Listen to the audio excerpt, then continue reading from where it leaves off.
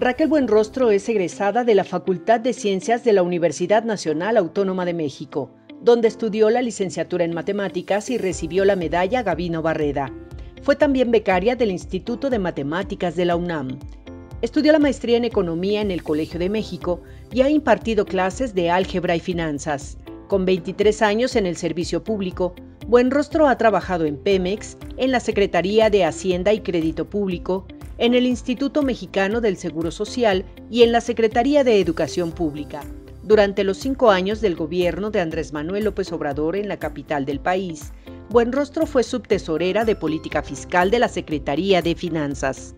A partir del 1 de diciembre de 2018, fungió como oficial mayor de la Secretaría de Hacienda y Crédito Público del Gobierno Federal y desde el 15 de enero de 2020 se desempeña como titular del Servicio de Administración Tributaria SAT. Pues aquí estamos para otro programa de Diálogos por la Democracia. Ahora tenemos otro invitada de lujo, Raquel Buenrostro, siempre muy generosa con nosotros. Ya había estado con nosotros hace pues un poco menos de un año. Estabas todavía de oficial mayor de la Secretaría de Hacienda, estimada Raquel. Bienvenida de nuevo. Muchas gracias, John. Muy contenta de estar contigo en tu programa. Al contrario, ya desde enero eres la titular del SAT, otra institución muy importante. Creo que te vas convirtiendo en una de las funcionarias más emblemáticas, más importantes de esta cuarta transformación. El trabajo que hacías en la oficial mayor fue central, sobre todo para ese tema de la austeridad, la centralización de las compras, los ahorros en términos del gasto, ¿no? Y ahora ya pasaste al otro lado, para la recaudación, para asegurar que no solamente se gaste bien, sino que también se ingrese bien y que ahí también haya legalidad y Estado de Derecho. Antes de ti estaba Margarita Ríos Farjat, que también estuvo con nosotros hace un año aquí en el programa, que se fue de la Suprema Corte, que inició un proceso de transformación, pero ahora desde tu llegada se han notado pues grandes avances y muy concretos, recaudaciones muy importantes. Si quieres, empecemos con esas cifras tan importantes, esos anuncios de devoluciones, o cómo lo llamarías, más bien ajustes de cuentas de parte de esos grandes empresarios. ¿Cómo lo lograste y qué significa esto para el Estado mexicano? Bueno, mira, para empezar, desde que me dio el encargo el presidente, del cual estoy muy contenta y muy satisfecha de la confianza que depositó en mí, pues tengo que responder de la misma manera. El primer tema es de dónde vamos a sacar recursos, lo cual se complicó muchísimo con la pandemia. Los recursos se volvieron clave para todo el proceso de transformación del gobierno y también para aportar recursos suficientes para enfrentar la crisis sanitaria. Fue un reto muy importante, fue mucho trabajo en equipo. Digamos que los primeros meses fue tener muchas reuniones con todo el equipo del SAT. Yo me encontré con un equipo, digamos, yo veo bastante avanzado, consolidado, sobre todo en las áreas de fiscalización.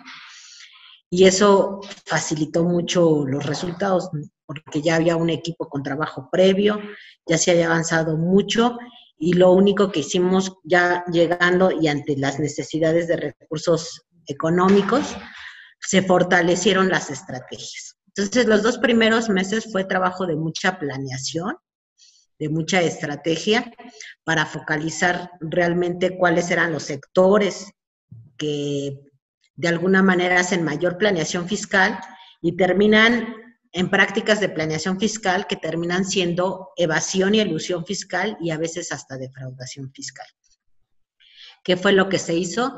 Se trabajó conjuntamente entre todas las áreas, se intercambió información, integramos mucho más los equipos de trabajo y empezamos a abordar de manera integral a los grupos corporativos.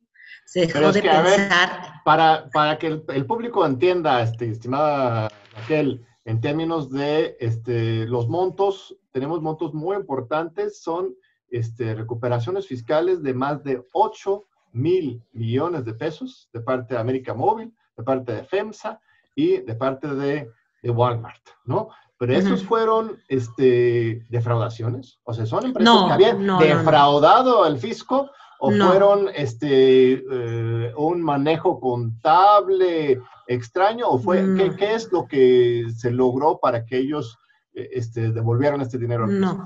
No, son temas diferentes, digo, cada empresa, cada contribuyente tiene su propia naturaleza de negocio. Y también tienen sus propias estrategias fiscales. Son incluso sectores distintos, ¿no? Uno es telecomunicaciones, el otro es ventas al menudeo, y el otro es también, no sabemos, hay una distribuidora de refrescos. Pero todas tienen una naturaleza diferente y todas se enfrentaron cosas distintas. No podemos compararlas, son casos muy, muy diferentes. Claro. En el caso de América Móvil, no fue ni siquiera actos de fiscalización por parte del gobierno, simplemente fueron acercamientos, pláticas. Como tú sabes, también el año pasado hubo cambios en la ley. Por un lado, desapareció la compensación universal, también hubo la desconsolidación de las empresas, y lo otro fuerte fue el tema de factureros y algunos otros cambios. Entonces, en el caso, por ejemplo, de América Móvil, simplemente fue una carta de invitación, se les invitó a trabajar juntos, a hacer algunas revisiones y se hizo el pago, ahí no fue más. La verdad es que fue un trato muy, muy, muy institucional, muy cortés, muy eficiente y muy breve. O sea, de hecho fue uno de los que hicieron los primeros pagos, que fue en el mes de febrero. Así es. ¿No? Yo creo que América Móvil fue emblemático porque él fue un ejemplo, que luego en febrero fue un ejemplo de un grupo corporativo grande que entendió las reglas del juego, que las reglas del juego no son otras más que apegarse en estricto sentido a la norma fiscal, y sin ningún problema y con mucha responsabilidad social vino y dijo, está bien, es correcto, son cambios que obedecen a nuevos cambios legislativos, y ya hizo su pago. Esto es muy importante la aclaración, nada más para interrumpirte un segundito, porque algunos ya están generando una impresión de que el gobierno está haciendo una persecución, ¿no?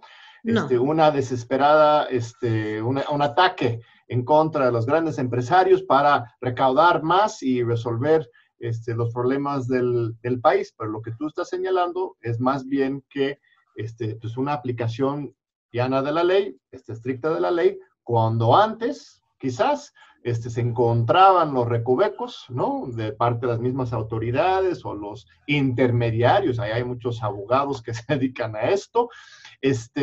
Ahora ya más bien hay una relación directa y no hubo una persecución, entonces, como tal, sino un fin a los privilegios del pasado, quizás, yo me atrevería a decir, o no sé si lo dirías así tú. Sí.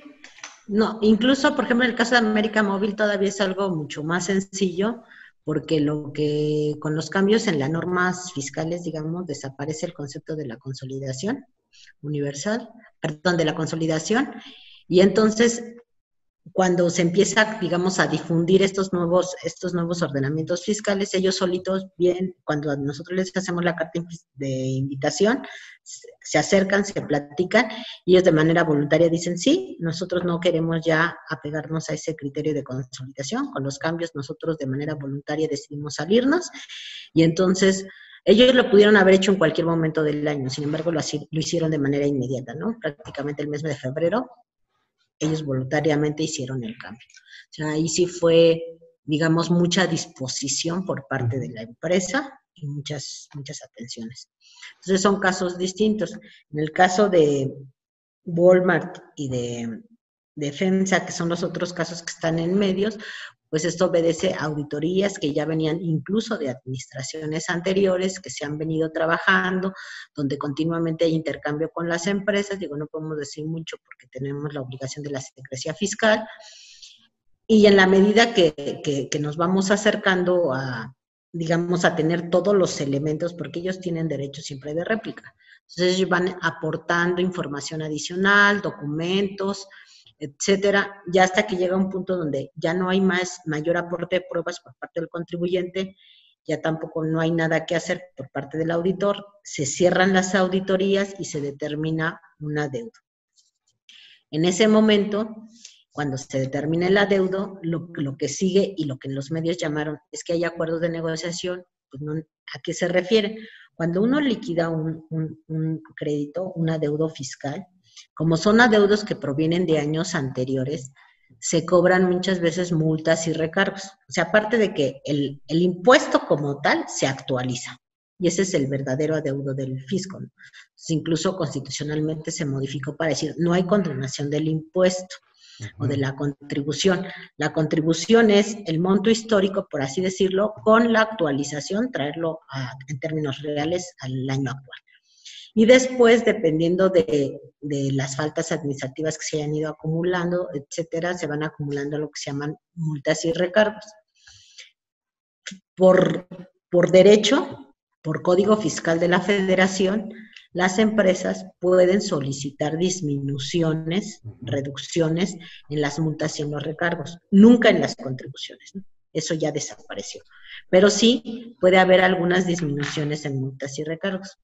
Entonces, nosotros lo que hemos estado haciendo con los acercamientos y con las pláticas es decirles que si llegamos a un acuerdo rápido de pago, podemos aplicar el código fiscal, hacer las disminuciones y como la idea es tener trato parejo con todo el mundo, hay discrecionalidad en la ley para aplicar una disminución de multas y de recargos.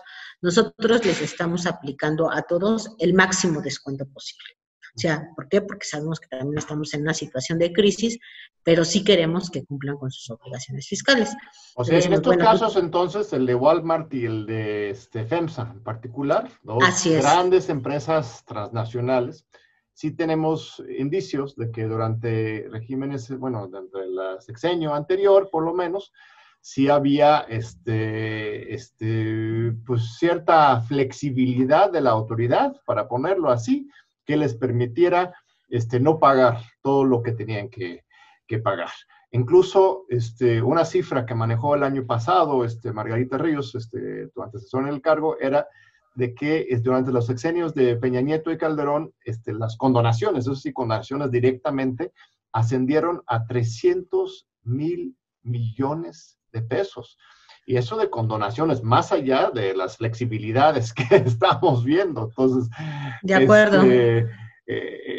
Es algo impresionante. Da cierta esperanza, ¿no?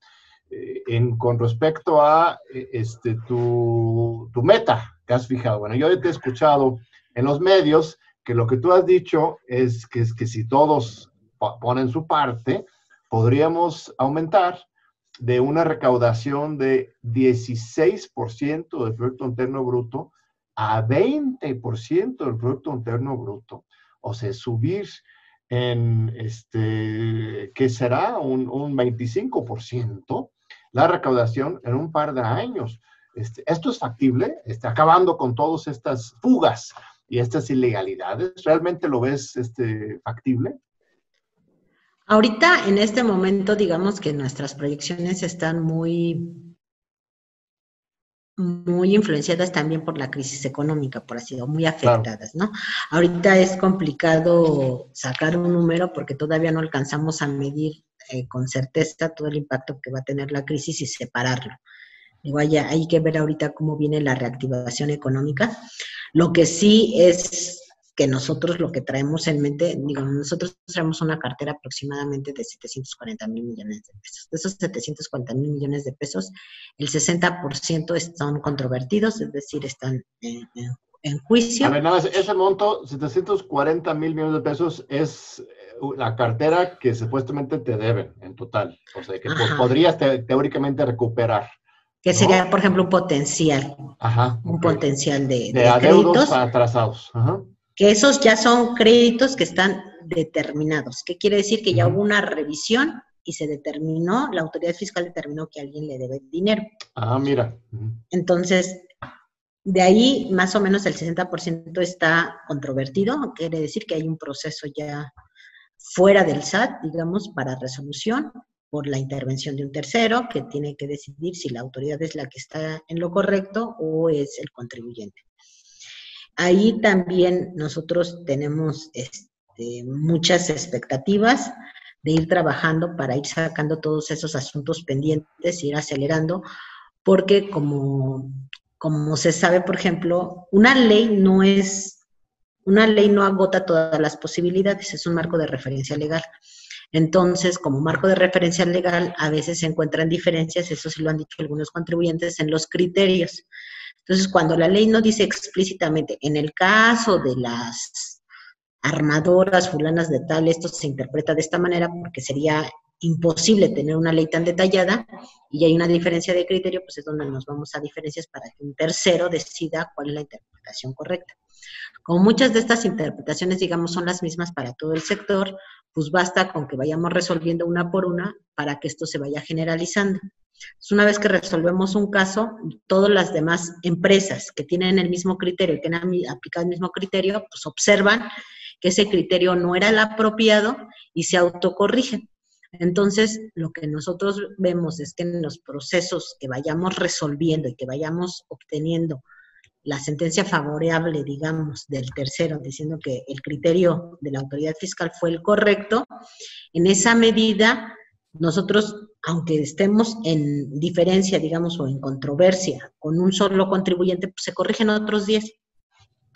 Y eso es lo que nos está empujando también la recaudación. Entonces, aunque vayamos con uno, una vez que se corrige ese criterio, todos los demás se van poniendo. Y en algunos casos al revés. Nosotros tenemos identificado un criterio que se aplicó a varios en un sector y vamos uno por uno dialogando. Ya cuando tenemos 4 o 5 en la misma, pues ya los demás ya nos sentamos y decimos, mira, hay 10 contribuyentes que aplicaron el mismo criterio. De los 10, ya 7 nos pagaron. Entonces, ya no tiene sentido que nos vayamos a un litigio porque tú pierdes, yo pierdo, y de todos modos vamos a ganar el fallo porque nosotros ya tenemos antecedentes de que el criterio se aplicó como lo está diciendo la autoridad fiscal.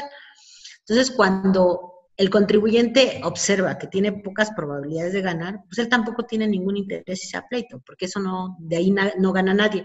Entonces, también nos están empezando a pagar. Digamos que los manejos se han hecho a modo o a medida de la situación que tenga cada contribuyente, porque no es la misma. Como decíamos, América Móvil fue una carta de invitación, ni siquiera fue una auditoría. En el caso de FEMSA también, y FEMSA ya hizo la aclaración, nunca hubo intervención, algo penal, tampoco. Entonces, no todos los casos son iguales. No puedo hablar de todos los casos porque estamos obligados a la secrecía, pero no son iguales.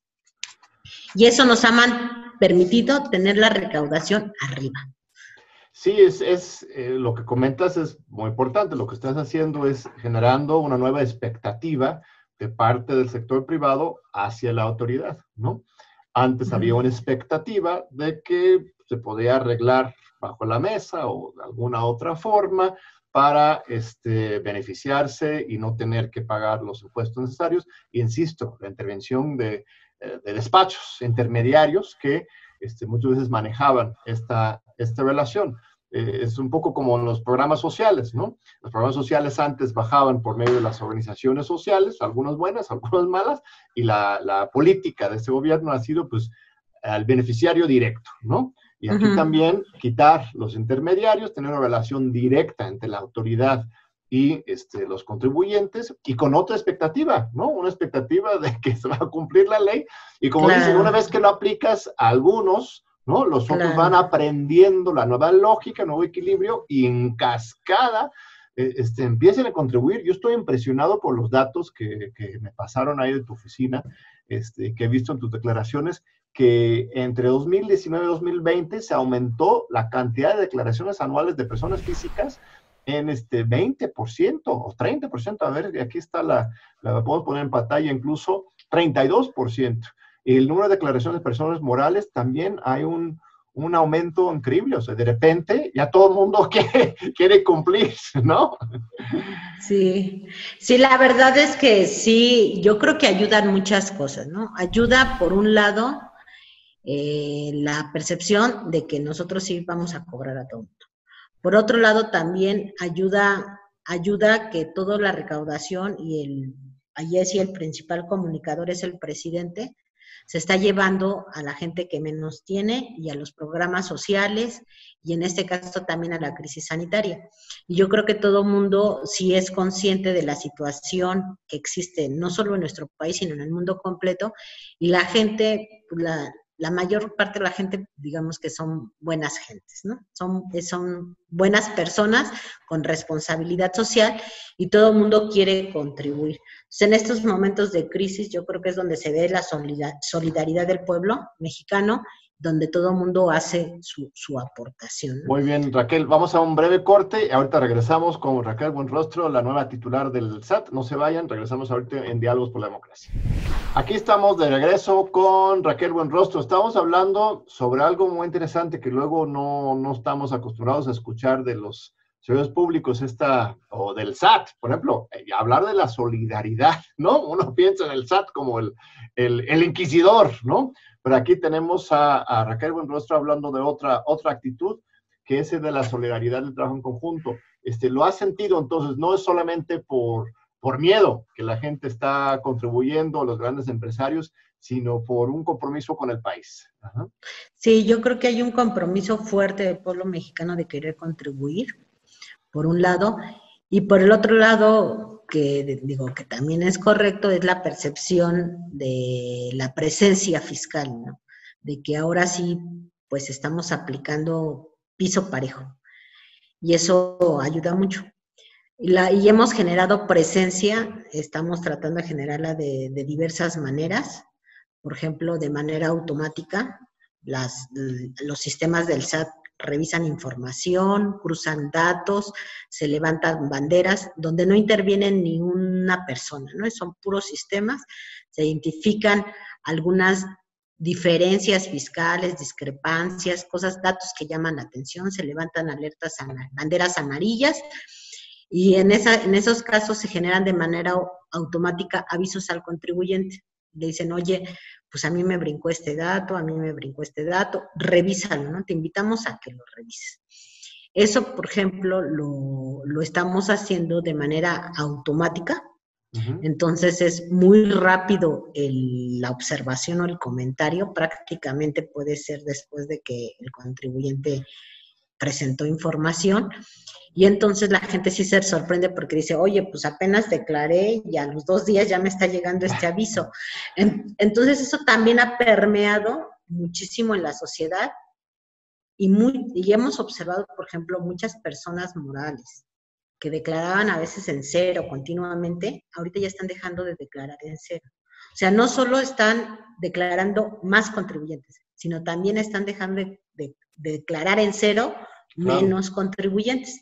Entonces eso ha ayudado mucho y hemos logrado mantener por lo pronto las expectativas hasta ahorita que se tenían en la ley de ingresos, ¿no?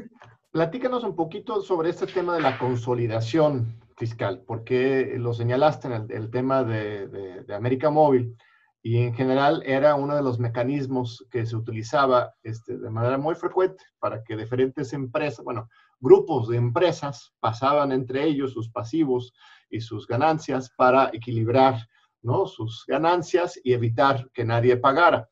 Y ahora esta práctica es ilegal. Bueno, ya no es legal, más bien antes era legal y ahora ya no está permitido, ¿no?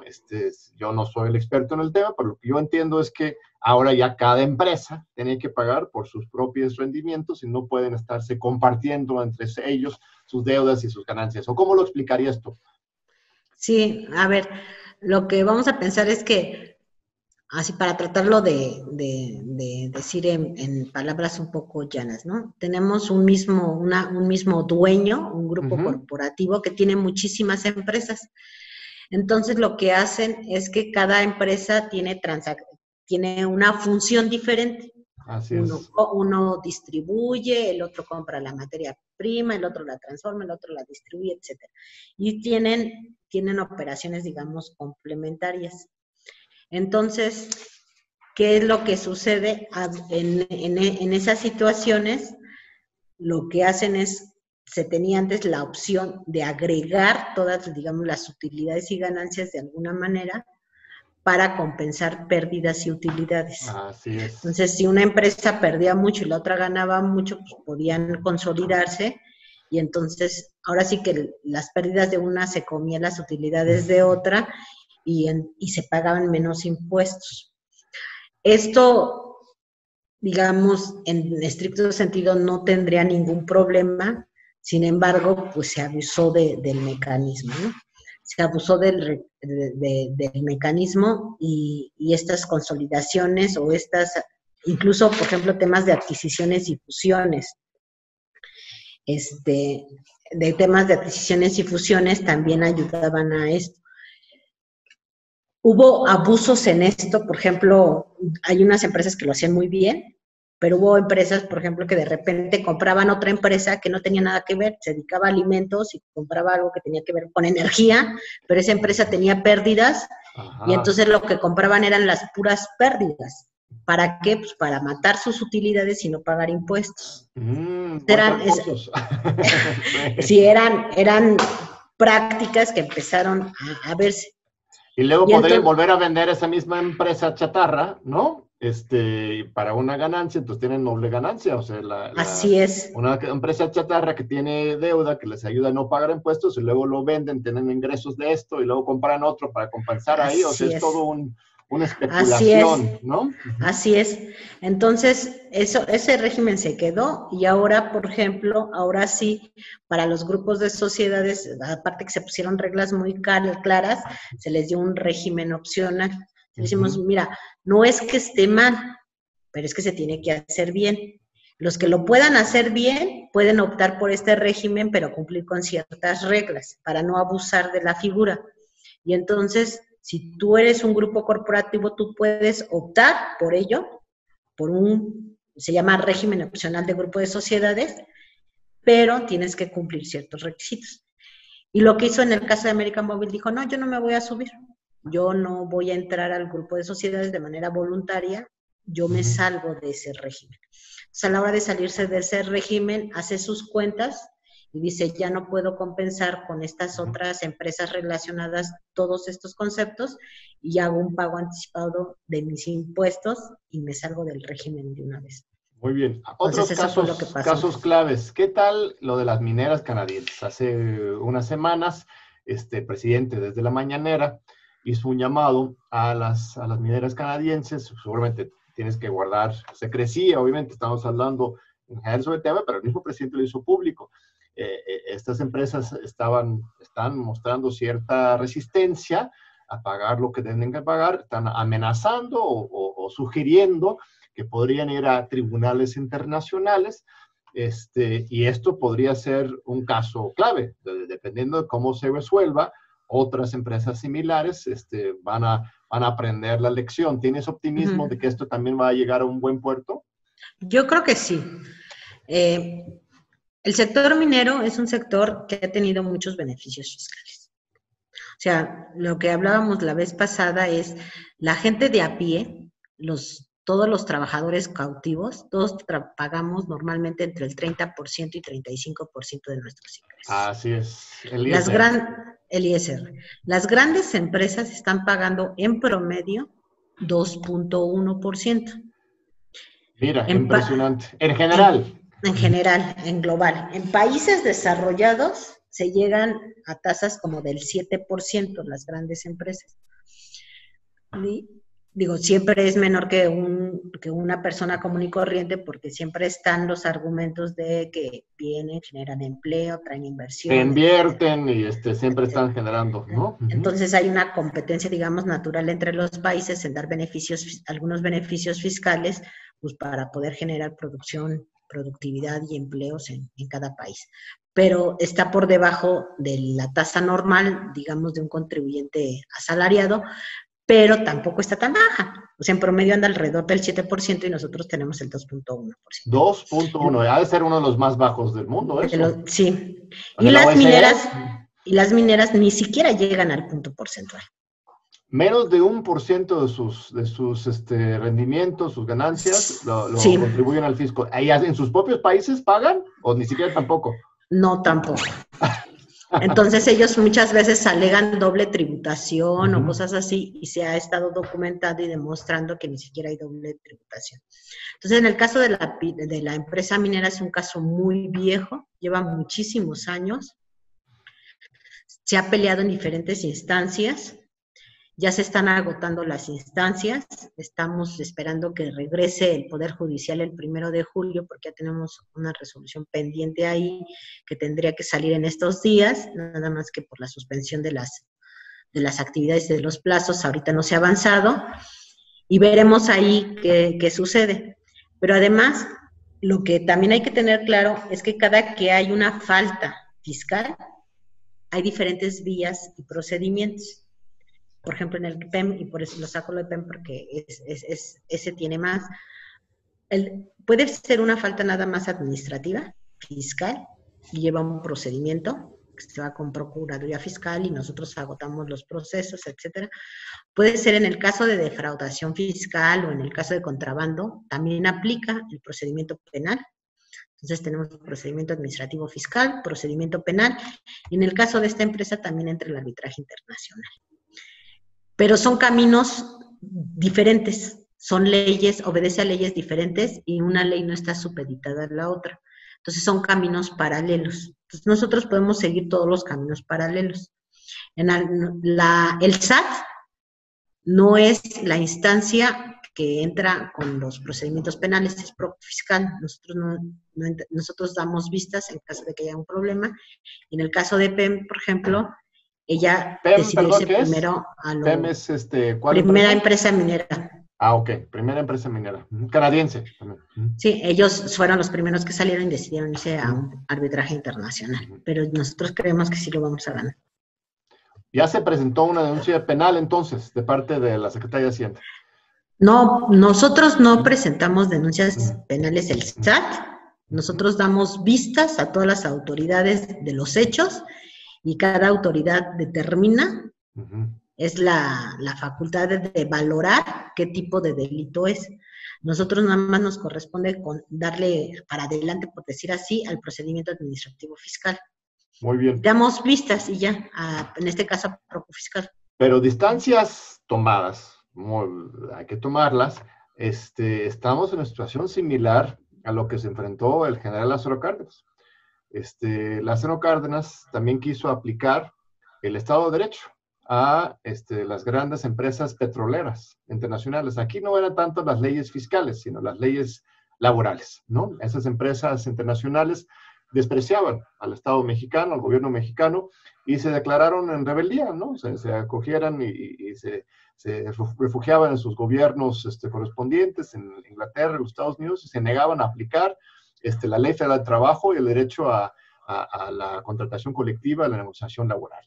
Y durante un proceso legal, pues finalmente, pues perdieron esto y en ese momento el gobierno incluso se vio forzado a expropiar esas empresas. Obviamente aquí no estamos hablando de esos escenarios, pero sí es una lucha similar en términos de Estado de Derecho, ¿no?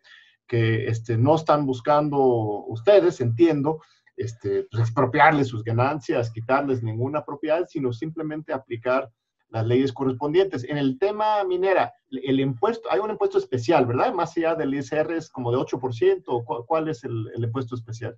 Ellos tienen un IEPS, lo que llaman es un impuesto especial sobre la producción y servicios. Sí, y entonces ellos aparte del ISR tendrían que estar pagando esto, entonces en lugar del 1% tendrían que estar pagando más.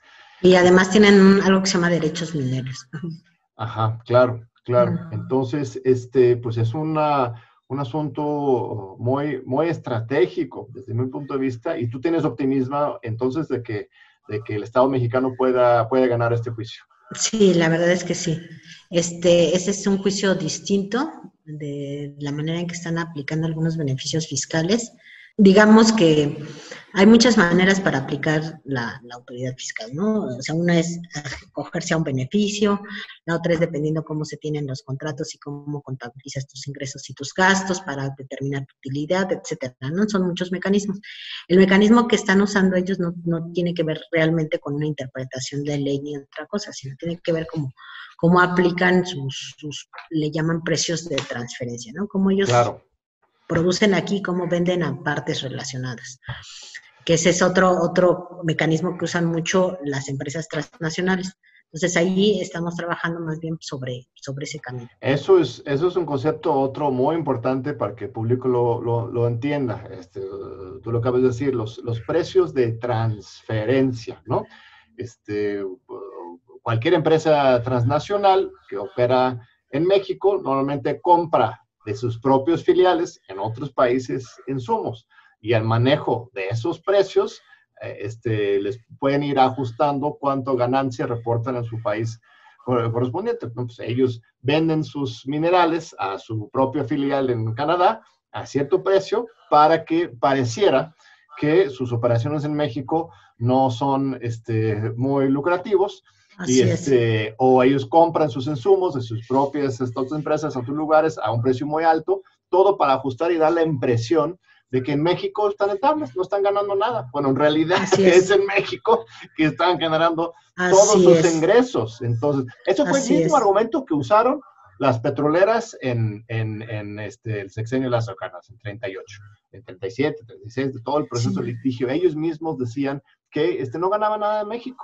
Y fue este mismo gobierno mexicano, la Junta de Conciliación y Arbitraje, que hizo una investigación muy histórica, muy importante en ese momento, que demostraba que esto no era el caso, que en realidad la gran parte de sus ganancias eran en México. Y supongo que están haciendo algo similar aquí, acreditando que realmente la ganancia sí es nacional, ¿no? Sí, o sea, la riqueza, por así decirlo, es de México, porque finalmente son mineras y se están llevando pues, nuestros recursos naturales. Entonces, la riqueza la está generando México, pero resulta que nosotros estamos devolviéndoles hasta dinero, porque supuestamente aquí tienen pérdidas y realmente están haciendo transacciones con empresas con partes relacionadas. A ver, otros casos. Hay casos muy sonados del sexenio pasado en particular, que a cada rato, seguramente habrán más en el futuro, los medios internacionales exhiben escándalos internacionales de evasión fiscal, ¿no? Los famosos casos del Panama Papers, de los Swiss Leaks, y muchos otros, ¿no? En que cada vez que salga algo así en los medios, siempre hay algunos mexicanos, muchos pues con nombres y apellidos muy importantes que aparecen en esos escándalos. Es algo que todavía es un expediente abierto, ya se vencieron los plazos, estamos allanándonos al punto final que ha anunciado el presidente López Obrador, no vamos a escarbar en ese tema. ¿Cómo va el tema de esos casos históricos, escándalos, y específicamente hoy los paraísos fiscales que siguen llenándose de mucho dinero, no solamente de México, sino del mundo entero? Bueno, en el caso de asuntos históricos famosos, que hay varios y que me han preguntado por ahí en algunos lados, hay muchos en que desafortunadamente ya no podemos entrar, porque el delito prescribe. Entonces, en términos de estricto apego a derecho, nosotros ya no podemos hacer nada, porque el delito se cometió hace 10, 15, 20 años, y como nunca se hizo un llamamiento, nunca se interpuso alguna observación por parte de la autoridad, pues ahí llegaron los tiempos y pues ya prescribieron, y va a ser prácticamente, o es prácticamente imposible retomarlos. Entonces, desafortunadamente habrá algunos casos que ya no les podemos hacer justicia histórica, simplemente porque ya prescribieron. Hay otros casos, y sobre todo los relacionados con lo que tú dices de Panama Papers y todo eso. Este modus operandi, digamos, obedece mucho a empresas fantasma. Son empresas fantasmas que simulan operaciones para acabar pronto, ¿no? Entonces hay mucha simulación, muchas empresas fantasmas, y esto está muy relacionado también con lo que aquí en México le hemos estado llamando, aquí en las autoridades, es factureras, ¿no? Empresas que venden facturas para generar un costo en otra empresa que nunca hizo, y con esos costos disminuyen sus utilidades, sus ingresos y pagan menos impuestos. Entonces tenemos un actor intelectual, digamos, que es el que diseña la empresa fantasma, el que vende las facturas, el que inventa un servicio, casi siempre son servicios, porque los servicios son difíciles de comprobar, y de demostrar lo que le llaman la materialidad, lo que dicen los auditores. Entonces, inventan empresas fantasmas, venden facturas, generan costos en otras empresas y se pagan menos impuestos. Entonces, ahí también hubo cambios. Un momentito, vamos a un corte y regresamos a ese tema muy fascinante de las factureras y de la evasión fiscal y de los paraísos fiscales. No se vaya, regresamos ahorita a TV UNAM, Diálogo por la Democracia. Aquí estamos de regreso con Raquel Buenrostro, la titular, nueva titular del SAT, hablando sobre temas muy importantes para el Estado mexicano. Como hemos señalado al principio, el trabajo de Raquel ha sido central, esencial para esta nueva administración, primero desde la oficialía mayor y ahora desde el SAT. Estamos hablando sobre un tema muy importante, mencionabas lo de las factureras y esto cómo se relaciona también con los paraísos fiscales. O sea, aquí tienes una empresa que tiene mucha ganancia y de repente pues fabrican servicios, ¿no? Estudios de mercado, apoyos administrativos muy abstractos para poder decir que gastaron mucho y ya balancear estas ganancias y ya no tener que pagar impuestos. Y estos también están vinculados con Panamá, entonces, ¿o son dos fenómenos diferentes? No, digamos que sí están vinculados porque lo que hace Panama Papers, y cuando uno ve las historias, son empresas realmente fantasmas que crearon gastos en paraísos fiscales, donde las utilidades se van a empresas que están en paraísos fiscales, que son las que venden los servicios a otras empresas que están en el país, digamos, donde se está generando realmente la riqueza. O sea, es como el modus operandi de este tipo de empresas. Claro. Y también se están generando alianzas internacionales importantes en ese tema de los paraísos fiscales, ¿no? Y ahí en este tema, por ejemplo, con los Estados Unidos, con otros países, pues tenemos intereses en común, ¿no? Para evitar que el dinero se vaya fugando de un país a otro, sino que realmente contribuya a sus fiscos correspondientes, ¿no? Estamos trabajando en esas asociaciones internacionales y redes. Sí, estamos trabajando, primero estamos fortaleciendo a nivel nacional. A nivel nacional, en términos de factureras, estamos trabajando tanto con la Procuraduría Fiscal, por un lado, y por el otro lado también con la UIF de Santiago Nieto, claro. Porque también ahí, como son empresas que no dan el servicio, también esas empresas de alguna manera tienen que sacar el dinero.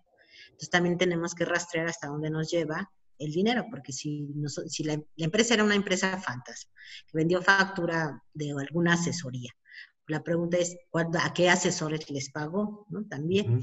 Entonces ahí vamos rastreando para cerrar el círculo y armar los expedientes, por un lado. Por el otro lado también, en algún momento proliferaron estas empresas que también dieron muchos servicios al gobierno. También estamos empezando también a establecer mecanismos de trabajo conjunto con la Oficialía Mayor y con la Secretaría de la Función Pública, ¿no? Para tener cada vez mayor comunicación y darle a conocer de manera más expedita a los administradores, a los que hacen los contratos del sector público, cuáles son las empresas que tienen como banderitas amarillas porque tienen operaciones con estas empresas factureras, ¿no? Y por otro lado, también en términos de recaudación, estamos identificando todas aquellas empresas que tienen transacciones con empresas factureras, los invitamos a que se sienten, les avisamos, decimos, oye, nosotros estamos detectando todas estas facturas dentro de tu empresa, nosotros no las reconocemos porque no se demuestra la materialidad, y queremos que los revises. Y la verdad es que también ha habido buena recepción. Hay empresas que enseguida dicen, no, yo la bajo, qué bueno que nos avisan, y luego ellos empiezan a hacer su compliance dentro de su institución y su seguimiento para una mejor práctica por parte de sus gerentes, y con nosotros inmediatamente bajan ese costo o ese gasto y nos pagan el impuesto correspondiente, ¿no? Y se autocorrigen de manera voluntaria y muy inmediata. Entonces, primero estamos fortaleciendo, queremos fortalecer primero eso, porque sí hubo una proliferación importante de empresas petroleras en los últimos, sobre todo en los últimos 10 años. Más recientemente, o sea, de 2010 para acá. Mira, interesante. O sea, otro gran tema es las aduanas. Hace un tiempecito tuvieron una reunión que anunciaron ahí públicamente entre el nuevo administrador de aduanas, Horacio Duarte, que también es un abogado con mucha experiencia, con la Secretaría de Función Pública que conocemos, Irma Sandoval, creo que también estaba ahí Santiago Nieto, todo el equipo para limpiar la situación en las aduanas. Hay todavía muchos pendientes ahí. ¿O cómo vamos con respecto al proceso de limpieza y de aumentar también la recaudación de las aduanas? Que las aduanas dependen del SAT, no todos lo tienen claro. Sí, yo creo que mucho del éxito de la estrategia que se ha tenido en materia fiscal ha sido el trabajo en equipo.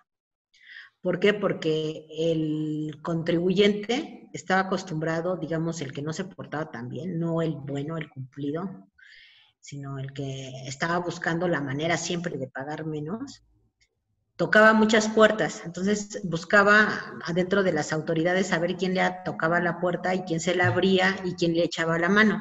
Entonces ahorita lo que estamos haciendo es cerrando todas las puertas.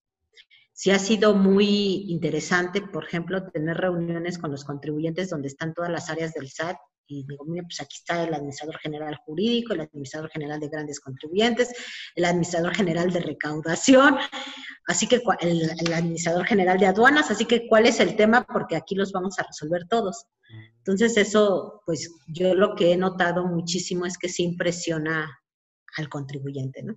Porque estamos cerrando filas.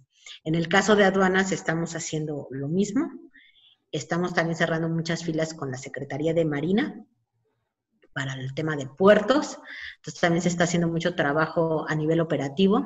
¿Y cuál es la idea? La idea, además de lo propio que de la Secretaría de Marina, de la Secretaría de Defensa y Guardia Nacional, que es mantener la seguridad nacional, también para nosotros es muy interesante el tener controlado el contrabando, ¿no? Que al final del día se traduce en beneficios para los empresarios que son cumplidos, ¿no? Porque si hay contrabando, eso genera competencia desleal en un sector, porque no pagan los impuestos correspondientes.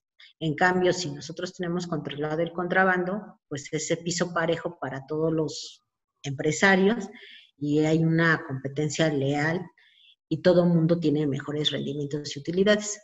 Entonces sí estamos apenas viendo y implementando mecanismos de seguimiento y de supervisión, cómo intercambiar información también para tener mejores alertas, mejores lo que le llamamos nosotros modelos de riesgo, se están mejorando los modelos de riesgo y también lo que también estamos haciendo, además de todo lo anterior, estamos revisando mucho ciertos tipos de padrones. O sea, hay padrones que se hacen, digamos, para darles algunas facilidades a los contribuyentes. Si un contribuyente, digamos, se cumple con ciertos requisitos que le da un alto margen de confiabilidad, por ejemplo, a lo mejor tiene derecho a que se le hagan devoluciones de impuestos más expeditas. O tenemos el padrón, por ejemplo, de la zona frontera norte, que si generan actividades en la frontera norte, también tiene una tasa preferencial de impuestos. Hay muchos contribuyentes que se han registrado en estos padrones, pero luego no se les da seguimiento y estos padrones también abusan. Entonces tenemos contribuyentes que están usando el beneficio de la frontera norte para pagar una tasa menor cuando las actividades las tienen en toda la República, no solo en la frontera norte, ¿no? En la frontera norte tienen el 20% y en el 80% en el resto del país, y quieren acreditar el 100% de sus ingresos. Claro, siempre están buscando alguna forma de darle la vuelta. Sí, somos creativos. Entonces ahí también se está revisando los padrones para bajarlos, o los padrones de importación también, ¿no? Claro. También ahí eso se han bajado ya empresas de estos padrones, se les ha notificado el incumplimiento, se les ha demostrado, y ellos pierden más porque es un beneficio que en realidad les da muchos rendimientos económicos. ellos les cuesta más perder el beneficio económico que pagar el impuesto. Claro, entonces también ya estamos mandando señales de revisión y también mucha gente se está actualizando y se está poniendo al corriente. Muy bien. Mira, estoy viendo las estadísticas, a veces las ponemos aquí en la pantalla, lo mencionamos antes. México hoy recauda un 16.2% del Producto Interno Bruto. Esto es pues la tercera parte de países como Francia, que están en 46%, Finlandia, 43%, hasta Brasil, que están 32%, los Estados Unidos, que están 27%. Tenemos pues mucho margen para ponernos al nivel de los otros países de la OCDE. Aún con un aumento que tú has dicho, repito, que podríamos ir de 16 a 20%, aunque aún está difícil por la situación económica y por el COVID y en general el mundo, pero aplicando la ley, cambiando la ley, acabando con las exenciones fiscales, condonaciones fiscales, la consolidación fiscal, yo puedo ver que podemos avanzar a 20% con el tiempo. Pero en realidad no necesitamos más, estimada Raquel. No tendríamos que estar pensando también en una reforma fiscal. La semana pasada, en este mismo programa, entrevistamos a Alfonso Ramírez Cuellar, que es ahora el presidente de Morena, pero muy recientemente fue el presidente de la Comisión de Presupuesto de la Cámara de Diputados, que él está convencido de que igual no ahora, por la crisis, pero que sí hay que pensar pronto en nuevos impuestos, un impuesto a las herencias, por ejemplo, impuestos a quizás las transacciones financieras internacionales, ese lo propuso Joseph Stiglitz en su momento. Hay cosas que no necesariamente generarían una afectación a la inversión, pero que sí podrían generar muchas más ganancias para el Estado mexicano y que nos podría permitir invertir mucho más en esos programas sociales del nuevo gobierno. Lo descartas por completo, yo sé que no está en tus manos, está en el Poder Legislativo, el presidente en todo caso, pero como titular del SAT, ¿lo ves que simplemente no sirve, no es factible ni siquiera considerarlo, o cuál es tu reflexión más general sobre ese tema? Sí, yo primero quisiera hacer una acotación sobre los porcentajes, que es ese dato que es una publicación que hizo hace poquito la OSD.